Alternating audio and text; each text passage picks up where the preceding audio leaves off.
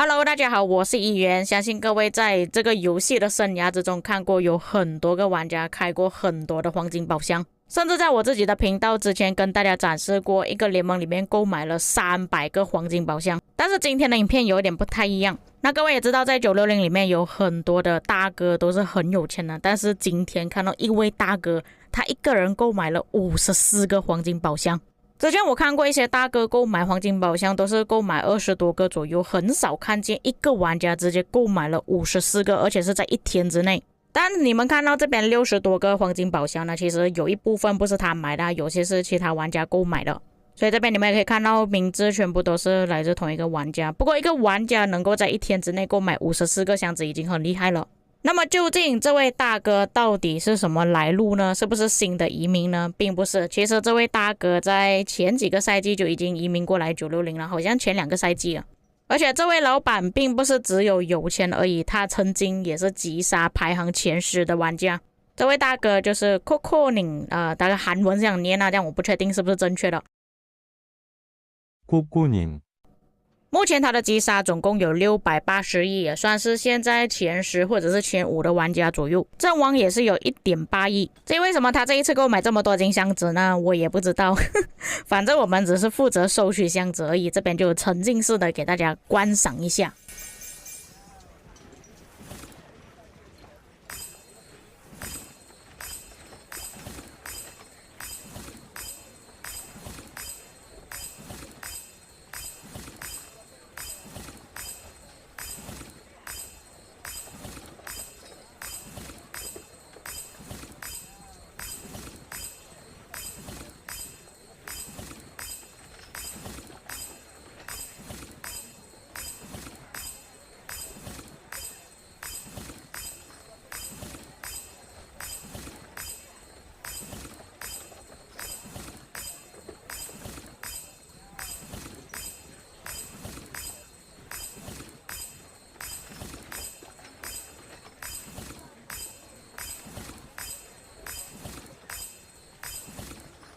那当然的，我也是把箱子里面所开到的东西全部记录下来了。这个就是我开出来的东西。那这里可以看到拿到的 VIP 点数还是蛮多的。接着我拿比较多的就是3小时加速，还有60分钟加速，8小时加速只有拿到1个而已。接着拿到比较多的就是白银钥匙跟黄金钥匙，但是我个人其实比较想要随机签成。不过是梦之树跟抵抗之剑我是完全没有拿到的，还有一些什么200宝石、500宝石也是根本没有。总体来说，我这一次开箱拿到的东西呢，其实不算特别好，因为我看到其他的队友有分享。这个画面是浓起来所分享的画面，我去看了一下他里面所开到的东西。那其实他拿到的 VIP 点数比我还要更多，不过他的8小时加速比我还多。拿到的随机签成只有1个而已。坦白说，我觉得随机签成是比较重要的。那么还好他也是没有拿到任何的抵抗之剑还有四盟之书，同时间他的白银还有黄金钥匙也是拿到特别多。这边它的价值会比较高，主要是因为 VIP 一个 VIP 点数等于1颗宝石嘛，就是因为它这边的点数太多了，就变成说价值会比较高。所以某个程度上来说，其实它也不算很走运。这里我们再放上图片对比，大家就看到差别了。左手边是我的数据，右手边是他的数据，所以严格来说我的运气还是比他好那么一点点的。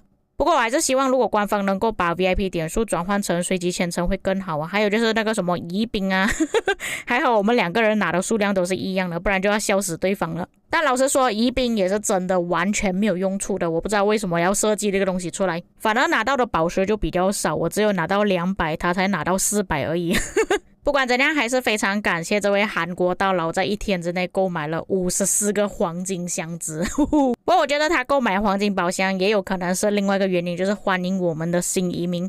没错，960又有新的移民玩家进来了。如果有仔细去看的话，可以发现到960这里的移民数额减少了4个。那么究竟是哪一位大佬移民过来960了呢？第一位玩家叫 Nabis， 他的击杀总共有156亿 1.1 亿的战力。根据他的 ID 来看，这个玩家应该是玩了大概3年或者是4年左右的玩家，但是他本来是来自哪一个王国，这个我就不确定。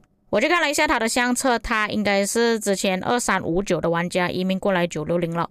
另外一个相册就是放他的装备，不过他这个装备的截图应该是蛮早之前的，连觉醒都没有办法看到。所以推测目前他拥有的专属装备会更加多，而且看到他的步兵装备会比较好一点。但是他失落之地的装备其实还蛮少的。那当然那个是旧的截图啦，不确定他现在的装备怎么样了。希望他在960有更好的表现啦。下一位 Box CB， 我去搜索了他的名字，似乎是一个意大利玩家来的，击杀也是有145亿，但是他的战力会偏比较低一点，只有8384万。不过战力不是重点，能够打架才是重点。因为他要移民过来这里的关系啊，所以战力肯定是有多低就压多低。相信之后前置他的战力应该会稍微提升一点。根据他的 ID 来看，应该也是有玩至少3-4年左右的玩家。再根据他相册里面的图片来看呢，其实他这边写306了，但是我觉得他应该是307的玩家，因为之前307的联盟名字就叫 The Avenger AVG。当然不排除306也是有同样名字的联盟。接着下一位 TQR 拥有 1.4 亿战力，142亿击杀。根据 ID 来看也是大概玩了4年左右的玩家。在他的相册中只是找到一张截图而已，之前是3.59亿王国的。当然今天所提到的这3位玩家其实我都不太熟悉啊，所以如果有那些玩家知道他们本来是来自哪里的，他们之前在 KVK 表现怎么样，可以在评论区给我知道。还有最后一位就是 Blood， 这个相信大家会比较熟悉。他本来是来自2268王国的，那其实2268在之前跟960有交战过，在那一次交战之后，2268也是成名了一阵子，因为他们在那一场 KVK 的表现是真的非常优异。虽然王国是成名了一阵子，但是王国的质量没有提升的太高，后来又遇到 Chisco 移民过去他们的王国，几乎每一场 KVK 都是以失败告终的，可能有些玩家受不了了就选择移民离开。还有在之前我跟大家介绍过的来自印尼的大佬 Peacemaker， 他也是弃坑了。接手这个账号的玩家叫安里哦，他们目前也正在 KVK， 但是表现到怎么样这个我暂时还不清楚。再加上他们的王国也是选择集体移民，所以最终他也是选择移民离开2268了。不过我在之前看过 Blodo 直播的表现啊，其实他算是一个比较能打的主播来的，但是他的击杀没有升得这么快，基本上第一天打12个小时以上都不是问题，还有每一次 KVK 结束之后都会把自己的账号打空，所以我觉得招募他过来960是值得，是 OK 的。不过也希望他这个能力能够持续下去啦，在960有更好的表现。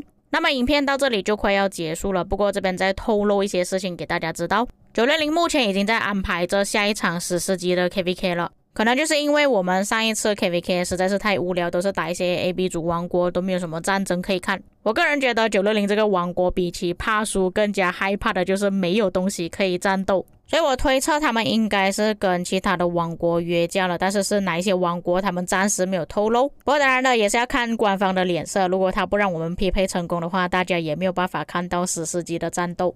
以上就是本期内容，至于各位有什么看法可以在评论区给我知道，我们下个影片再见。